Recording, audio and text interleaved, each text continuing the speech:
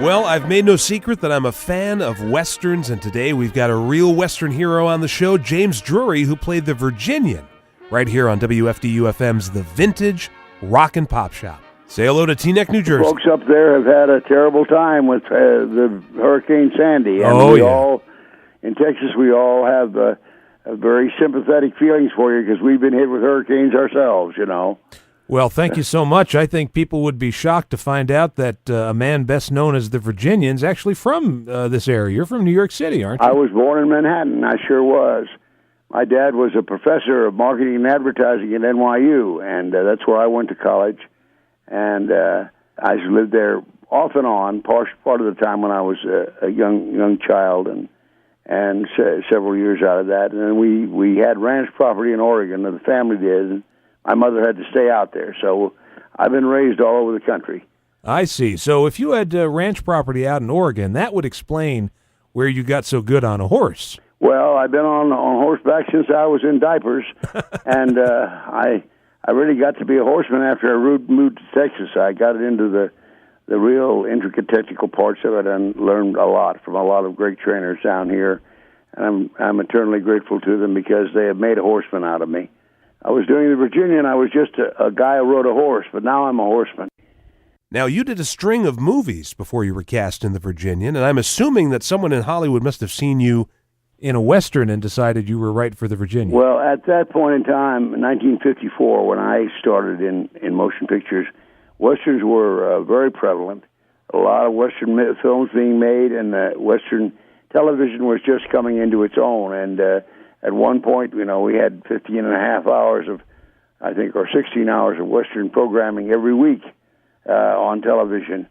And we only had just so many plots we could use, so we began to meet ourselves coming back. I think we, like everything, television overexposes everything, and it overexposed the Western. But yes, sir, I did a film called The Ride the High Country for Sam Peckinpah. I did a film with Richard Woodmark called The Last Wagon. And I did a film with Fred McMurray called Good Day for a Hanging, and numerous others. And I appeared in all kinds of episodic television before I started the Virginian, from Rawhide to The Rifleman to Have Gun Will Travel, and of course Five Gun Smokes and numerous other shows. And of course, you also appeared in some Disney movies. I guess Pollyanna would be the biggest of Pollyanna, and then we did a movie which was really a Western. It was called 10 Who Dared. It was about the first party of men who went down through the Colorado River Rapids and discovered the Grand Canyon, or rather surveyed the Grand Canyon for the first time. And it's the Powell Party, and they named Lake Powell at Page, Arizona, after the leader of the expedition. Wow. What was it like working at Disney Studios? Oh, well, I just loved it. And Walt Disney was the most genial man you'd ever meet. He'd come out and shake hands with everybody working on every movie on the lot every morning. And that went from the guy who swept up the horse manure to the stars of the show, you know. And, of course, he's always in his studio still, makes wonderful, wonderful pictures. Sure. But I made a picture called Toby Tyler for Walt Disney, and that was about a kid that joined the circus, and he had a pet chimp, and the chimp got away, and I was a hunter. And I was out in the woods with my rifle when I saw that chimp, and I went ahead and shot that chimp, and I've never been able to live it down. That was a terrible thing to do. I saw that movie. I only winged the chimp, but that's not neither here nor there. You don't want to go around shooting a chimp.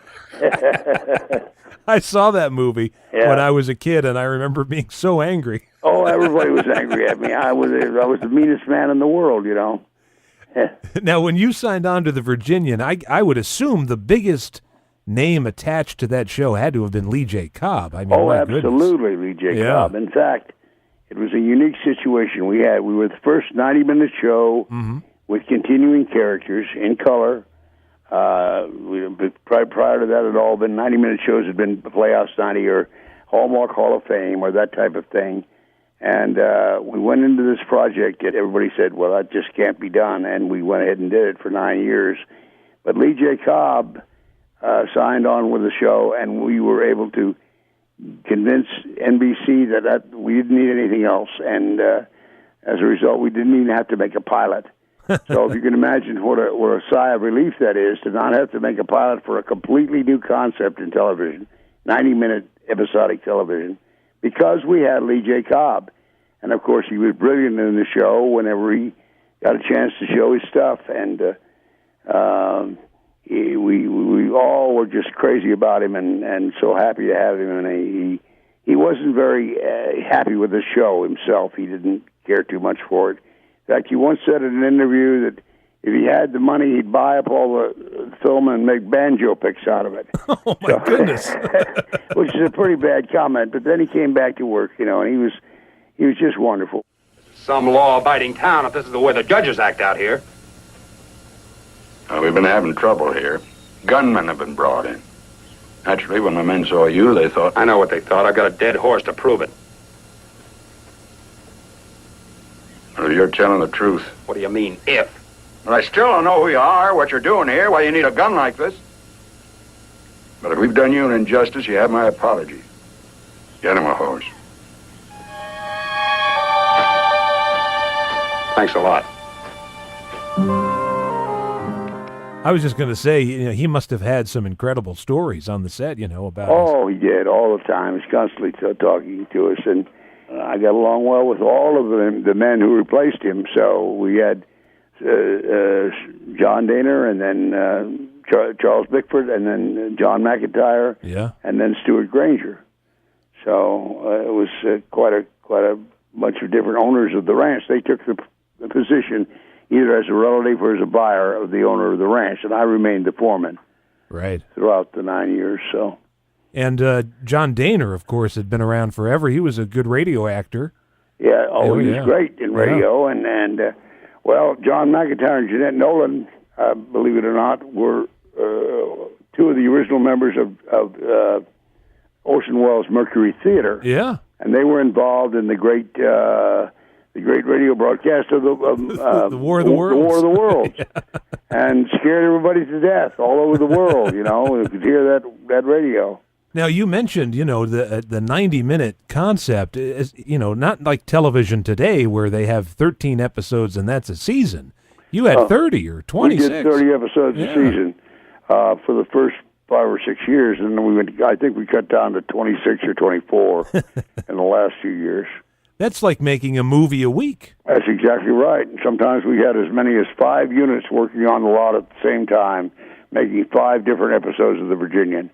And I would either ride my horse from set to set, or walk over, or take a limousine. So it was a challenge to keep everything straight and every story straight in your head. But it was a challenge that could be met, and we did.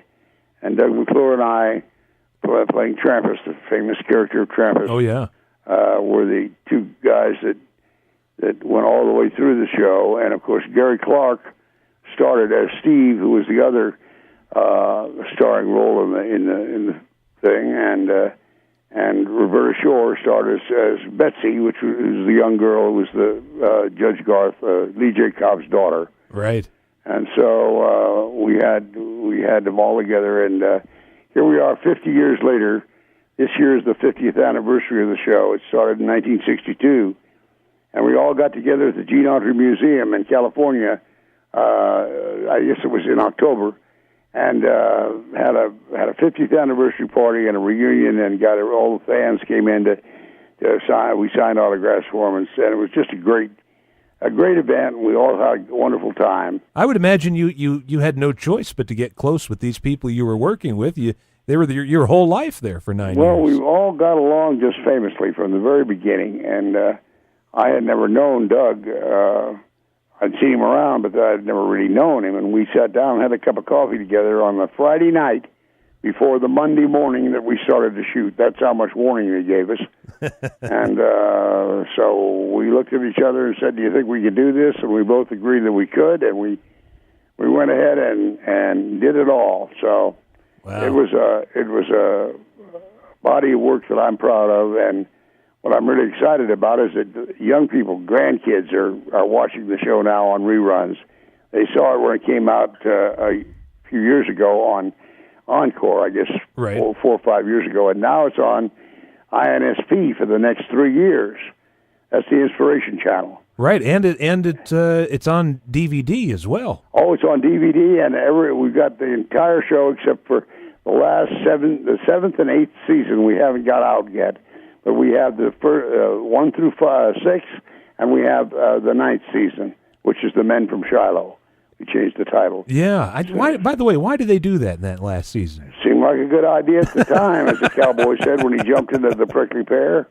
You know, it was a good idea. We'd get new clothes, new horses, new hats, new guns, a new concept. Everything would be better, and we'd go right back to the top of the charts, and nobody could find us, and nobody could find the Virginian, and they tuned out the Men from Shiloh, and we went off the air. So, oh my goodness! Long story short. And as you mentioned, new generations discover it now with DVD. It's so handy, you know. You could sit and watch them all day long. You have a marathon and watch them if you want to. Absolutely, yeah. And they're in very handsome boxes, and you can get those DVDs from any outlet like Best Buy or Walmart or whatever. But if you want to get them autographed, go to our website, and we will sell them to you at considerably more money with my signature on it. Well, that's worth it. That's the Virginian.net, by the way. Yeah, that's your website, right? Yeah, that's run by Karen Lindsay, my assistant up in London, Ohio, and she's done a bang-up job with that. Now, you mentioned personal appearances that you made recently, and I'm assuming that you make them all the time. I do. I've been very, very busy the last 3 or 4 years, and this year will be no exception, I'm sure. I hope one of these days I'll get a chance to do an event up in the Pacific Northwest where I can go and look at all the places I love in Oregon and Washington. That would be nice, too. Yeah, that would be nice. What about also New York or New Jersey? It's my hometown. I'd be delighted to come. Anybody out there who has a fair or a festival, call the website. We'll work out a deal. Now, you must have made personal appearances when the show was on as well. Oh, all the time. Almost every weekend. We'd be in great demand, and we'd go out and take the red eye on Friday night and be in some place by Saturday morning and ready to go to work and greet the people and fly back on Sunday on the red eye and go to work at 5:30 or 6 in the morning and work all week and go out again. We didn't let any grass grow under our feet.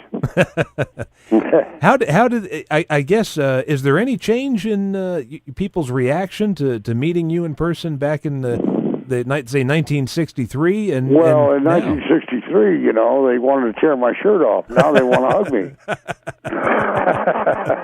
I'm 78 years old, so the shirt tearing off period is I think past. However, I'm not sure about some of these girls in the posse. Oh, that's right. There are these girls that follow you around. That's right. The Virginian posse. I think there's 600 members now. Oh, my goodness. And they're wonderful girls, and they are all big fans, and they get together every week and discuss the show and like a book club and, online, everything online. Oh, yeah.